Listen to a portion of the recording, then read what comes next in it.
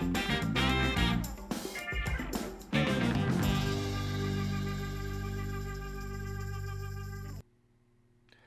up guys, Sean from Bentwater Anglers, and today we're going to be tying a little bit of a twist on a classic pattern. This is my version of a girdle bug. Really the only difference just that I do it with a jig setup instead of a traditional hook and lead wraps. So in the vise I actually have a sample hook that the guys at Flowing Mill were nice enough to send me, and I believe this is a size 6, extra long jig hook. I will double check that and be sure to link something in the description for you guys. Also, I've got a 4.6 millimeter bead from Flowing Mill as well, and the rest of the materials are really simple. But anyway, let's jump into this guy.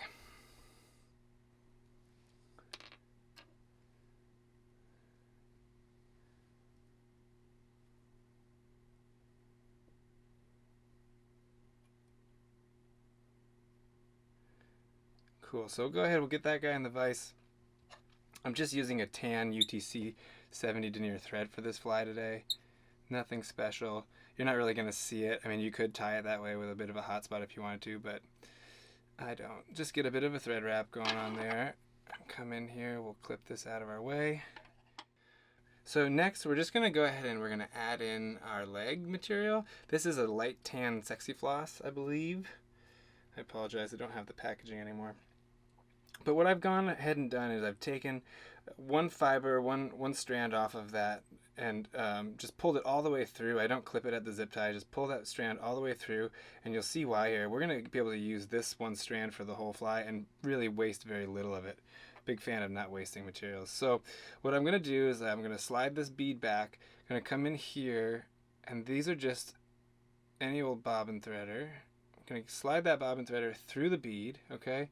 Bring this material up and then make sure to catch it in there, and then I just pull this whole chunk right through like so.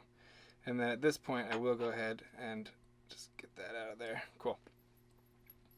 So once this material is all the way through, go ahead, slide your bead back up, and then I just like to situate it so that the strands are divided on the eye of the hook like so. But about there is pretty good. I don't go too crazy with the length on that. That looks pretty good. And at this point, what we will do is go ahead and build a bit of a thread dam here behind the bead, just to make sure that that's not jumping all over the place on us. So a couple of thread wraps here. This also helps when you're whip finishing at the end, because your thread won't get sucked in. Cool. So now all I'm going to do is take this material, kind of pull back at a slight angle, and then just catch it the whole length of the hook.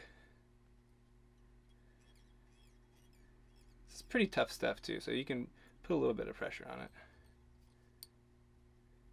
Okay. I'm going to come back just to where the hook starts to bend off, and at this point I take this material, and I've just got a hair clip here.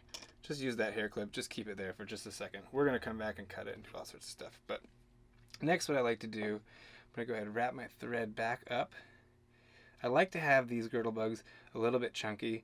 I want this thing to look like a bit of calorie for these fish. You know, I want them to think of a milkshake or something like that. So I actually do 2 rounds with the chenille. But something I've found over time that's really helped is whenever I get the chenille, I rip it out of I take it right out of the package that it comes in, because it's a total pain in the butt. And what I always would end up doing is clipping a big chunk of it, then trying to tie that and ending up with some weird odd size left that was absolutely no good, you know, unless I had some weird fly to tie.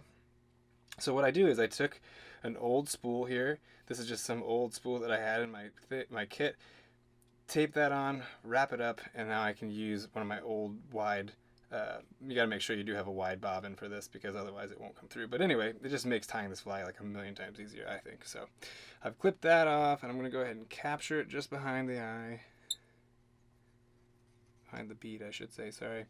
And now we just go ahead. You could use the rotary feature if you like. I guess I'm a little old school. I didn't have a rotary vise for a long time, so I like to just do it by hand. And all I'm doing with this round is just building up a base of material so that when we come back up, it's going to give it a little bit of bulk. You don't have to do this step. You could easily just tie one round of it, or if you have a little bit of a thicker chenille, you can absolutely just get away with that. I like, because this chenille is a little bit thinner, I like to do 2 wraps. So bring it right back to our tails. And then now I'm just going to go ahead, do a couple more wraps. Probably one more here, like so. Great. And as you can see here, just about, I don't know, give or take a third of the hook left, give or take. Well, that's where I like to stop it. But now I'm going to go ahead and get this material out of here. Put this handy hair clip back. It's a little bit finicky. Okay. So just kind of eyeballing, but I like to shoot over a little bit at this point. You can always come back in and take off material. Unfortunately, you can't add it back. But what we'll do as well is we'll take this bobbin full of chenille and again use our little hair clip here. Just going to get that out of our way for now. So wind our thread back to just about where we left off with the chenille. And then what I like to do is take these leftover pieces that we had.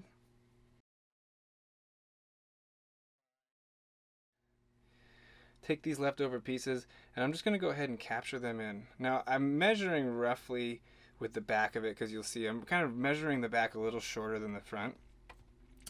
Do a couple wraps just so that I can start to wiggle these around, get them into place, pull up a little bit on that. And once we get to a place we're happy with, call that good. We're going to go ahead and clip off another section, again, leaving it a little wide. Perfect. Okay. Now, we'll come forward and I come just behind the eye, maybe a chenille's width, so because we are going to want to put 1 wrap in there, a chenille's width behind the eye, and then I'll just capture these in individually. And so essentially, you know, rather than ending up with a bunch of odd sizes of this leg material, we actually end up just using 1 strand and pretty much using the whole thing. We will end up with a little bit of waste, but very, very little. So just capture that guy in. And as I do this as well, I'm just capturing so that I have enough to just sort of manipulate this fly. It gets kind of hectic at this point.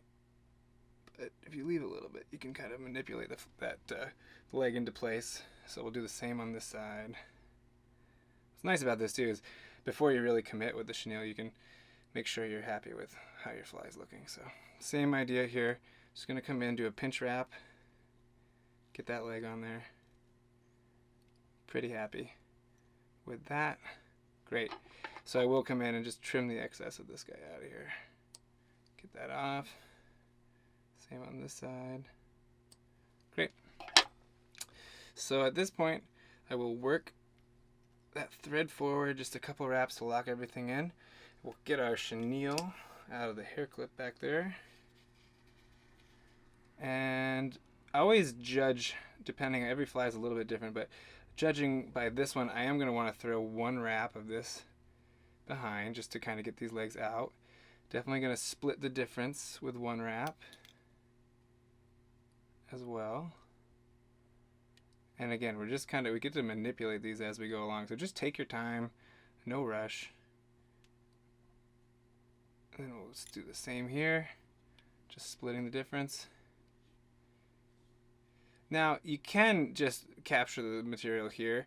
I do like to just have these legs coming off a little bit of a 90, so I will do 1 more wrap just to kind of get those into place. Come up, capture that.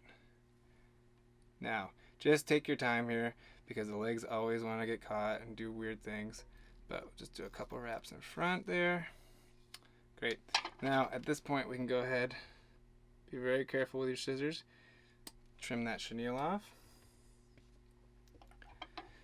And can't tell you how many times I've cut legs off doing that. Just tidy up the head here. I'm just going to go ahead. Here I like to just use my fingers for a whip finish just because there's so much material going on. It can get a little squirrely when you're using a tool. And I'm just going to do 2 whip finishes. Like so. Tighten it up. Get that thread out of the way. And then just come in here in the front. I just grab the middle point like so. Give that a cut. You can manipulate these guys a little bit. I think in the water they kind of do what they want as well, so I don't get too carried away with it. I will come in, just gather up all this leg material and just give it a little bit of a snip. You can always, the nice part here is you can just kind of manipulate and mess with legs how you want, but at the end of the day, this is just a giant piece of meat floating through the water with the reflection and the movement of these legs ends up making it a really a great pattern. I mean, this is, on a lot of the local rivers where we fish, this is an absolute must-have in your box. Going to the river without it is just silly. So anyway, I hope that helped, guys. I hope there were a couple tips and tricks in there that will help you as well. Go ahead, tie some of these up. Let me know how they fish, and hope to see you guys on the water soon. Thanks for watching.